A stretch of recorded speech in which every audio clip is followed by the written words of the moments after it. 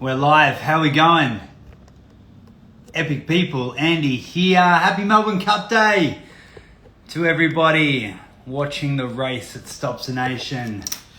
We've got a great live. We've got a guest joining me today. He is a journalist and a political commentator, all-round legend, and he's quick. Log on too. Absolutely love that. And he's none other than, he will appear in a moment, Hey, Jammal, how are you, my friend? good brother. How you doing? Good, man. Good. You were one of the fastest guests to just be on. Well Mate, done. You get 10 I'm points. used to the other side, you know. I'm just ready to go. I love that, my man. I love that. How's things, dude? Thank you for joining me. And there's so much to talk about. Of course, Yeah. I want to say thank you for joining us as one of the incredible speakers at the Global Freedom Rally. It's going to be absolutely awesome. So thank you, my man. Appreciate you. Yeah, I'm looking forward to it, man. I think it's going to be really fun. Dude, it's going to be awesome, and I think it's so important right now, just due to what everyone's going through, obviously. And we're going to talk about some of the topics today that of course, we'll discuss at the event. But I think the main, I guess, mission of the event is to shine light on these topics and make sure that people are taking action and know how to, I guess, be empowered. And that's one of the things that's really impressed me about you, mate, is that you're out there making some noise in such a resourceful way. You've been really, I believe, super positive to this whole mission, because you've been sharing how to take action, being proactive, not complaining, but taking control. And I think that's what we're really lacking in this country right now, is there's a lot of people feeling powerless and not knowing that they actually have the power to change, have the energy to change things. And that's what you've been doing. So again, hats off to you. No, it's my pleasure, man. I think that people, you know, we are where we are because of people's lack of knowledge. The reason why we're losing to another team these last couple of years is because they know the rules. I mean, people don't even know the rules. So at least I can bring them up to date on the rules, and then maybe you can have a chance. Yeah, I love that. And it's very true, my friend. I think everybody thinks that that they can't take action, that they have no input, that they have no power. And you're right, it's purely because they don't know the rules. And I love that analogy. And so if people start learning and they start listening and they get a little bit passionate about some of the things that affect them greatly, we're going to see a huge change, man. And I really feel like we're on the verge of it, because again, work like you're doing and so many other great people right now, just shining a light on who we need to be in this time and what we need to do. So why don't we start there? Because I know you haven't always done this, and I think this really feeds into what we're talking about. You know, you are not a politician, yet you're making such a great impact. Tell us, how did you get started and where are you now? Yeah, no, look, I mean, most people know where I come from. I used to work in the construction industry for 8 years. I ended up losing my job because of the lockdown last year, and I thought I can either wait 6 months, you know, from July last year till January before I get another job, or I can start a new job, create my own job in a new career, and talk back against some of this madness. I've been following politics for about 5 or 6 years, and so it wasn't that hard to sort of start talking on the topics because I'd already been writing about them on my Facebook posts. And so, yeah, I just started a show, and I started, you know, it picked up traction. People liked it. People liked the intellectual honesty. And yeah, we are where we are. And we've had some big wins in the recent weeks, and a lot of people shouldn't forget them. But no, it's been very exciting. It's been, you know, quite the journey, and I don't regret anything about it. Yeah, absolutely, mate. And I think that's so important. You know, it doesn't matter where you come from or what you're doing. Every single person has the ability to learn what's going on, look a little bit deeper, ask better questions, have better conversations with people. And again, I think that's what's sort of lacking right now. People are afraid to ask questions, afraid to get curious, afraid to have conversations because they're scared they're going to get shut down and beaten down. Look, I'm sure in the beginning you copped a bit of that, and you probably still cop a lot of it now, as do a lot of people speaking out right now. But what do you say to those people watching that are sort of sitting on the sidelines, concerned but scared? Yeah, no, it's very simple. You know, now's the time to actually rise up. I was hoping people would do it when I started the show, but obviously this stuff takes time. But what's happening right now in our country and around the world, it's not an isolated incident. It's not a black swan event. This follows a long line of events that have happened in the past to seize power, to seize everything. And, the establishment, as I like to call them, Liberal, Labor, all the major parties, whichever country you're in, they use whatever, they never let a crisis go to waste. I think that's something that Hillary Clinton said. And they use every situation, every group that needs something from them to get more power and to grow government. Now, we're just getting to a breaking point right now with the jabs and all that, where people are just like, oh my gosh, they're waking up. How did government get in a position where they could lock me in my home? A lot of people didn't realize that they could do that. And it's like, guys, this sort of slow erosion has been happening for the last 50, 60 years. And you don't know how your democracy works because you didn't learn exactly, from your parents, how they enacted change. We do petitions, every now and then. The biggest one, the third biggest e-petition we've ever done in Australia, we did it. It was that the jab rollout must it must adhere to the Nuremberg Code, and it doesn't. Now, that petition was like 310,000 signatures. That's not that big.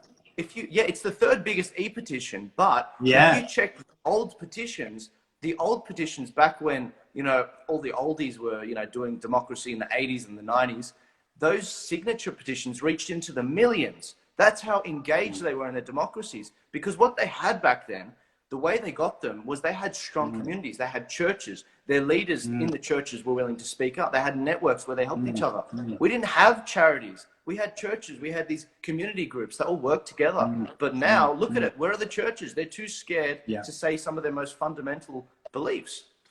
Very true. Very true. And I mean, this is one of the things that's been really concerning and sad to see. It's that we seem to have lost a sense of pride for Australia and I guess what we stand for and where we're going. And we don't have that patriotism that, a lot of the US guys have in order to fight for their rights and the vision of the country, etc. Why do you think we've lost that? Do you think it's because church groups, etc., have dissolved a little bit more compared to maybe 10, 20 years ago? Why do you think we care less? We're in this apathy state. A lot of people say that COVID-19 is an IQ test. It's not an IQ test. It's a history test.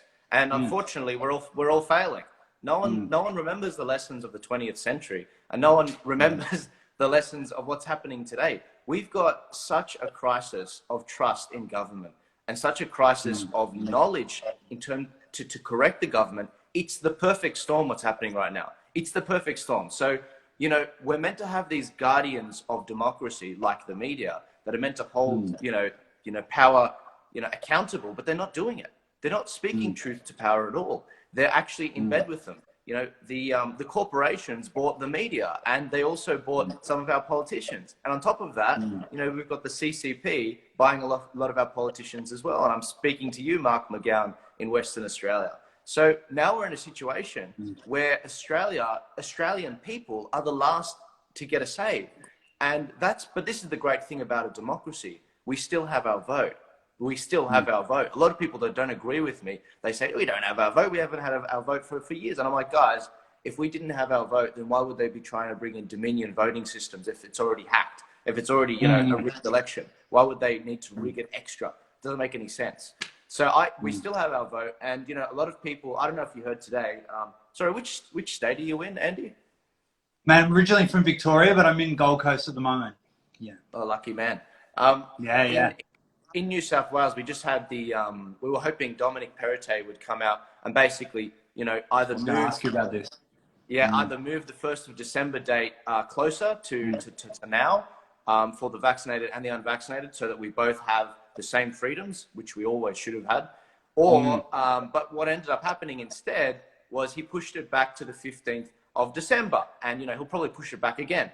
This is a gross betrayal of the Australian people. I mean, it was already bad enough under Gladys Berejiklian. And for him to push it back even further, to say, oh yeah, once we reach 95% or the 15th of December, whichever we reach first, then you can have your freedoms back. It's like, are you kidding me? I saw a great post from the Barbecue Bulletin, which basically said, Perrottet promises freedoms once we reach 100% vaccinated. It's like, come on, man. Anyway. Yeah.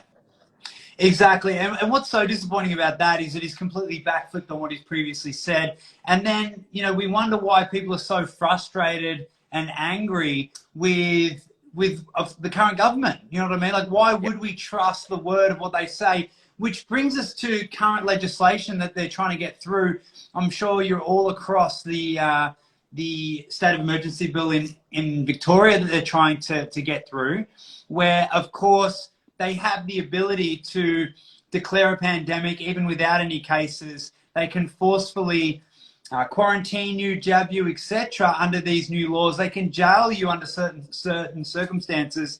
And of course, they are saying it's all going to be done reasonably and we will stick to our word. And then we're seeing day by day that their word broken continuously. I mean, how are we meant to trust this? And this is why we're so frustrated. But onto that bill and that legislation, this is going to set a precedent for, across Australia. What are your thoughts on it? And well, first of all, what are your thoughts on it? I actually don't think it's going to set a precedent for the rest of Australia. I think Victoria is a unique example. They were saying that legislation like the Victorian one already exists in New South Wales. It doesn't.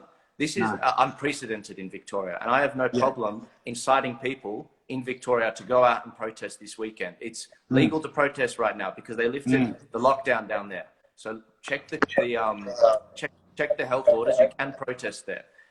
Go this Saturday. Go this Saturday and see the protest that's happening there in Victoria. And we've got Reclaim Australia. They're organising protests around Australia. So go follow them, and that'll be interesting. I'll be covering the one in Sydney. I can't wait to see it. But seriously, guys, I mean the powers that Dan Andrews is going to be given in Victoria, it's absolutely ridiculous. I mean, you said it before. Being able to declare a pandemic basically whenever he wants, that's ridiculous. That's not right. Absolutely. And I had this conversation with Topherfield yesterday. I mean, I've got a bunch of businesses in Victoria. We've been shut for 2 years. I own a gym chain. So we are the most affected, the last to open. And it's, in my view, going to be almost impossible to keep my businesses in Victoria when we had the liability and the threat of magical lockdowns happening whenever the hell they want to, and people are sitting back thinking, oh, it's not going to happen like that. Well, we didn't think this was going to happen, did we? We didn't think the last 2 years was going to happen. And so it's a very scary thought to think what could go down and how quickly things could change down there. So I agree with you. We have to get down there. We need to be, again, showing our voices, showing our strength in order to change this. Do you feel like they're going to get it through? What are your thoughts? Look, I think that they probably will, but that doesn't mean that you can't actually beat it. It is possible. There's about an 80% chance that it gets through, but there's still the 20% chance that it doesn't. And I think that, and the way that you do that, the way that you stop this, is you contact those MPs on the crossbench and the Labor MPs in the upper house, the Legislative Council, down in Victoria, and you say, hey, I want you to oppose this bill, otherwise not only am I leaving the state, but you'll obviously never get my vote again. And that's the thing. People will vote with their feet, and this isn't a new phenomenon. Look at what happened in California. We describe the state of Victoria as California for a reason. California is chapters down the route from Victoria right now. They are in a situation where for the first time in history, on the last census they conducted, they lost electoral college votes because every year 200,000 people leave that state net. So that's after you include the people that are going in. 200,000 is a lot of people. That's 2 electoral college seats for the president gone. So, and I think they're set to lose seats from the House as well when Nancy Pelosi is. That's what's going to happen to Victoria if they keep going down this path. You can beat this. Dan Andrews must be beaten before the end of the year. He cannot last. And this is the thing. If he does get it through, there will be electoral consequences. You guys have in November next year, you have a state election happening. There's consequences. And that goes for New South Wales as well. The mistake that a lot of our premiers are making is thinking that by getting the majority of people jabbed, in fact, getting 95% of people jabbed, means you won the argument. You haven't won the argument. People are just as pissed as they've ever been before, and they're never going to forget it. And that's not me saying it. A truck driver was mandated a few weeks ago, and he was shouting at the camera, and he said, I had to get this juice, and I'm always going to be pissed off I got this juice. Like a lot of people, they describe it as rape. I don't go that far. I mean, it is a, a penetration of the skin. But for God's sake, the government officials thinking that, you guys are just, you've come around to our way of seeing because we coerced you into getting the jab. No. This is going to have a massive blowback. And the longer the pressure builds in this bottle, it's going to be spectacular when it explodes. And right now, I'm looking at a big whiteboard, which is Plan B. And Plan B is going to get rid of these bastards, because I think a lot of people have absolutely had it. Do not fall into for those listening, do not fall into the trap of thinking that basically once 90% and over are vaccinated, that this is over. It's not over. As I said at the start of this conversation, this is one event in a long line of events of them screwing you and growing government. And it's going to keep on happening until basically they own everything. They own your kids. They own absolutely everything. And the mandates for the kids are coming. Once they reach 95, I was listening to this interesting article. I was reading this article this morning, and it was saying, an expert was saying that it doesn't make much of a difference between 90% and 95% jabbed in terms of achieving herd immunity. And then they proceeded to say, because this doesn't incorporate the kids into the numbers. So they're going to use this as the premise to push the jab on the kids. Because this is how unscientific they are. They're saying that kids are going to be the super spreaders of this virus. It's like there is not a single documented case of a child giving a teacher the virus anywhere around the world that I've seen. And if you have it, send it to me and I'll issue a correction, because I haven't seen it. So don't get demoralized. There will be electoral blowback. Victoria has a state election next year, and New South Wales has a state election in early 2023. And we've also got by-elections most likely in February for Dominic Perrottet. So we might be looking at a new premier in New South Wales in February, because there's 5 by-elections because of all those MPs that resigned. But that's my little spiel. Excellent. I love that. And it's very true. Scary thought, of course. But I honestly don't think you're wrong at all. I think you're absolutely on the money. And you're right. The data is not showing that they are in a high-risk category whatsoever. And it makes you think. I mean, I think most of us know why. But again, it's just insanity the way this has been spun and pushed. And again, I think it's completely uncalled for and needs to stop. So let's get back to what's happening in New South Wales, of course. He's moved it to the 95% benchmark. Are you feeling much division in New South Wales? I know in Victoria there is quite a lot of division. The mainstream media has pushed a lot of thoughts into people's minds, and it's ruining families and friendships and a whole bunch of stuff. What's happening in New South Wales? What are you seeing? Well, as I said a few months ago, we're going to cop some losses in the short term, and that's exactly what we've seen. We've seen people getting jabbed, people losing their jobs when they really shouldn't be. I mean, paramedics losing their job in a pandemic. Like, this is, are you stupid?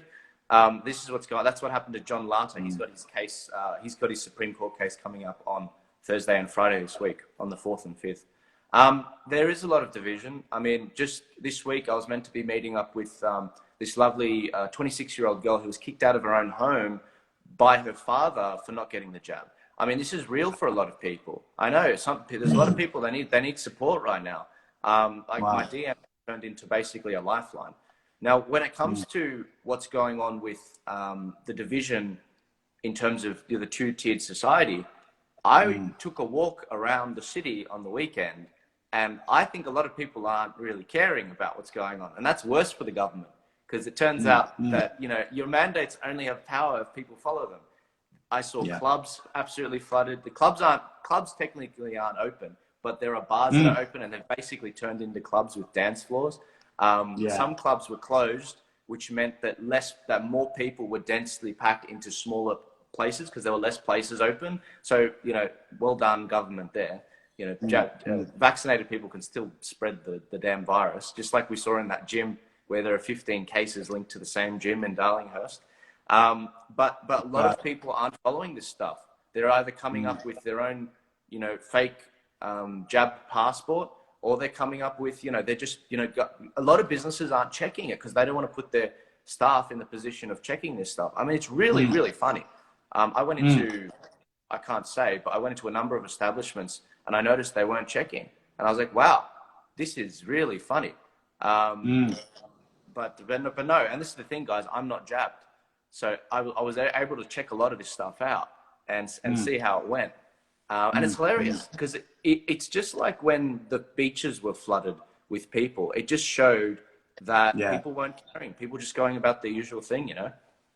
Yeah, absolutely. And I think you're right. People don't, I mean, as an employer, you don't want to put your staff or anyone in the situation where you are turning people away, you are segregating, you are discriminating. There's no doubt about it. You can spin it any way you like. That's what you're doing. And then, of course, you're putting your staff in a really, really tough position as well. But again, there are a lot of people that are opposed to this. There are a lot of businesses, especially, that don't want to do this, especially when you keep in mind the business owners, again, but by their spirit, they're business owners because they want independence. They have built their life off having their own vision, their direction, not wanting to be controlled or suppressed. And they have been for the last 2 years with what's happened. And so a lot of the business owners have had enough, and they're the ones at the forefront of this trying to move it forward. So it's good to see people, you know, holding true to their moral compass, because a lot of people know this is not right, and they're moving forward anyway. But there's a lot of people that know it's not right, and they are standing strong, and they're doing the right thing, which is really, really good to see. Mate, can you tell us a little bit about the digital identity legislation? I know you've done some videos on this. You've been spreading the word about this, which again, it's incredible work. Can you tell us about it, and why is this so dangerous? Yeah, sure. So there have been a number of videos I've done about it. Alexandra Marshall's done about it, and there have been a few out there. Basically, it's the first step to, I mean, it's not the first step, but it's one of the early steps to a social credit system like we see in China. The Great Reset is a movement we're all familiar with. It's a organization, basically, it's not an organization, it's an idea that was put out there by Klaus Schwab, who's the head of the World Economic Forum. And the idea is to basically consolidate more power into the hands of few people. And it's going to allow them to enact greater change and basically subvert the rights of the individual. What does that mean? Basically, they want to be able to tell you what they're going to do. With issues such as climate change, with issues such as, you know, how people spend their cash, they want a greater control over that, and they want to crush that. With climate change, they basically want to remold the whole society, never let a good crisis go to waste. And that means that a lot of the organizations getting rich off this, you know, there's a lot of insider trading that happens, and it's really bad to see. So in Australia, we had this legislation that came out, the digital identity legislation, which was basically one of the early steps into implementing something like that, where, you know, all of your data would be consolidated into one sort of federal area. Your health data, your you know, maybe a bit later you could get something like, you know, how much energy you output due to your, you know, your climate footprint, that sort of stuff. Also, you know, obviously criminal record, all of this stuff, it could all be in one place, but also it gives the government, it's an important step in giving the government the ability to share that information with private entities. Now that's unprecedented. That's not good, because what it means is basically, you know, I could be using the PayPal, you know, service. It's a private entity. And all of a sudden, if that's linked with, you know, the government, what the government's got, you know, maybe that, you know, PayPal or maybe Facebook, which is linked to it, maybe I say something on Facebook, and that means that, you know, my services for healthcare get cancelled, or insurance get cancelled, or, you know, PayPal gets cancelled. And that's the big fear. That's the nightmare scenario. And, you know, we rallied last week. You know, I had a quiet weekend because last week we were all rallying to do as many submissions as possible. Last Wednesday it closed off to oppose this bill. I think we smashed it. I think we've got tens of thousands of submissions, which is good. Well done, man. Well done. But yeah, but we'll see how it goes. But it's a scary legislation. Absolutely. And again, I think, do you feel like everything that's going on, I mean, there seems to be a lot of really suspect legislations being pushed through right now, and over the last few months as well. You know, these aren't the only two that have been quite disturbing. Do you feel like there is a lot of, I guess, distraction being put into place on purpose in order to get these things through, or what? Like, why are we finding these things happening now, do you think? Look, they're going to do it anyway. A lot of people think that, you know, just because we didn't notice that it was planned that way. We're talking about idiots. They don't know what the people in the government. They're idiots. I'm not even kidding. They're not even. They're not very good tacticians at all. They just know how to do one thing, and that's use the hammer. They don't know how to convince you through logic and reason. Because and their ideas aren't actually that great. The way that they push these things is totalitarian. I mean, we all know these people because we saw them in the schoolyard. These are the guys that got prefect or whatever, and then when they got that power, they use it to abuse people and get what they want. That's not how power is meant to be used. It's meant to be, it's that old Ben's, Spider-Man reference, Uncle Ben, where he says, with great power comes great responsibility. That's not what our government are doing. That's not what Dom Perrottet is doing. He made promises and then he goes back on them. But the reason why they're able to get through this legislation is because for the longest time, as I said at the start, we don't engage with our democracy. We don't know how to fight back against it. And they've become so climatized to just get whatever they want with legislation because we never show up to the fight until now. But the problem is the beast has grown so big that a petition which would have killed a bill, it no longer kills a bill because this is how bad things have gotten. So it's literally, we've done petitions, we've done submissions, we've done a whole bunch of things like protests to oppose these things. And now we're in a situation where the only thing we have left is basically our vote. And it's like, oh, okay. Well, now we have to teach people how to vote. And then, but this is the problem. And this is the next step. Our minor parties are dropping the ball. They're doing a terrible job. And a lot of people won't say it. A lot of people will, be like, Joel, we need to unify at this stage. And it's like, no, we need to do a better job. Our minor parties, none of them are doing a good job. It's part of the reason why I'm not a member of any. But I also am not a member of any of these minor parties because they, once I join one, I can't criticize it as well as I would if I was out of it. So being outside of it, I can tell them all, for God's sake, do a better job. You're not doing a good job on internet legislation. I don't like your policies. You're not doing a good job on the mandates. One nation doesn't go far enough, or with lockdowns. There's a whole bunch of the minor parties. I'm like, guys, why aren't you working together? I mean, it's the question that's on everyone's minds. Now, I know the answer, but a lot of people listening to this, they don't know why the minor parties aren't working together. And I'll tell you guys, it's because of ego and it's because of strategy. They don't want to join together and do that. They would rather. This is the funny thing. I'm not meaning to start beef or anything. I want them to become better. I want them to represent us. All of these minor parties agree on three things: ending the mandates, ending the lockdowns, and an end to totalitarianism, and also free speech online. Actually, there's four things. Yet they would rather divide, and because of the 5% of things that they disagree on, they would rather divide and not work together. That's a problem. That's a big problem. And they should be pooling resources, pooling finances, pooling, people, because it's all the same people. I like all of these parties. Why aren't they working together? And everyone needs to ask that of the minor parties. I've seen some good gestures. I mean, I've seen the GAP party and IMOB party working together on some stuff, and that's a good sign.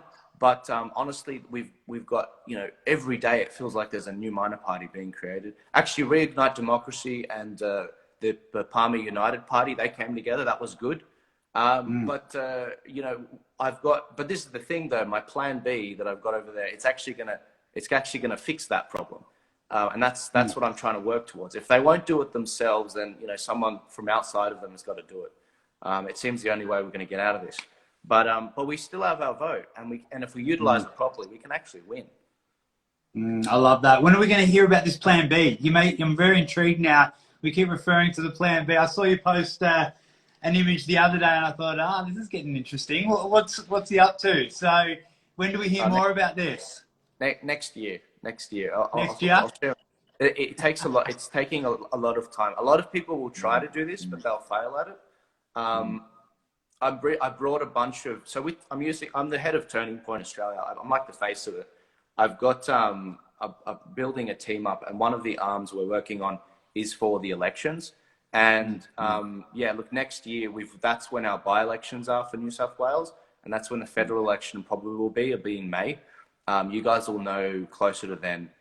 It won't make much sense if I say it now, but it's very big. It's actually unprecedented, and you can't actually, the plan that I've got, you can't actually do it in America or in the UK. This is uniquely Australian.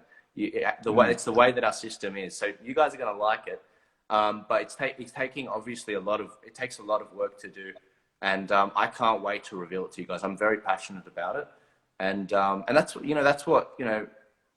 that's how I think. I think about how can we bring everyone together so that we can beat this beast, because it's coming after all of us. I mean, there's a saying in politics which is, division means death, and that's the truth. That's what's going to happen. Whenever there's division in a political party, the prime minister ends up getting knifed in the back and someone else takes his position or her position. But no, we can win, man. We can do it. I mean that seriously. But there's a lot of things we've got to work on. And until we recognize that, then we're going to keep on losing. And it's very frustrating because, I'm a 24-year-old bloke. Who am I to be telling all these oldies how to run their parties? But unfortunately, I might be young, but I've been a member of 3 parties, and I've been a part of 4 or 5 campaigns. I have seen a lot of things succeed and fail, and I think this is a way forward that we can all get behind. But yeah, we'll see how we go. Man, incredible, dude. Really good. And I love it. I love a man that thinks big. So again, hats off to you, man. You're doing a great job. You mentioned that education is one of the big issues, and I agree with you wholeheartedly on that. And I think that's, again, one of the reasons why we have a bit of a lack of national pride at the moment across the board. Where do we start with re-educating people? Like, what's your perspective on how can we turn this around and start filling people up with the love for Australia and, of course, the direction that we're going in? Yet again, where do we start, do you think? Well, I mean, as you said, education is important. We've got to make sure we educate everyone, and so that they see exactly what's going on. But yeah, I mean, sorry, do you mind saying the question again? I just want to make sure I don't recover old ground. No, sorry, man, not at all. Where do you think we start with the re-education process? So, it's a macro thing to say, let's educate everybody. But, what does that look like for people watching? Because, again, looking at the future generations, we need to be able to teach our kids. We need to be able to educate ourselves first before we can teach anyone. So what do you think the actual steps are for us to do this in order to change the future? Yeah, look, yeah, I mean, I know what it looks like for me. I mean, what it means is a lot of people finding channels that they trust. Now, that might not be me. That might be another channel. But whatever channel you pick, it's great to make fun of what they're doing. Of course, it's we all need a good laugh, during this process, but at the same time, you also need some channels that are going to educate you. And that's what I'm sort of trying to do with my channel. I've always had that intent. The idea is to educate people on how things work and how does that work. I mean, every time I do a segment, I try to explain to people, these are the factions in the party. This is how they're interacting. This is how you can play a part. These are the facts. I always try to separate it. And then at the end of it, I say, and this is my opinion. And it's like I separate my opinion, but I try to teach people. And I try to use every story as a teaching opportunity. One of the things I'm working on is actually making these Prager University sort of videos, but using the Turning Point Australia brand.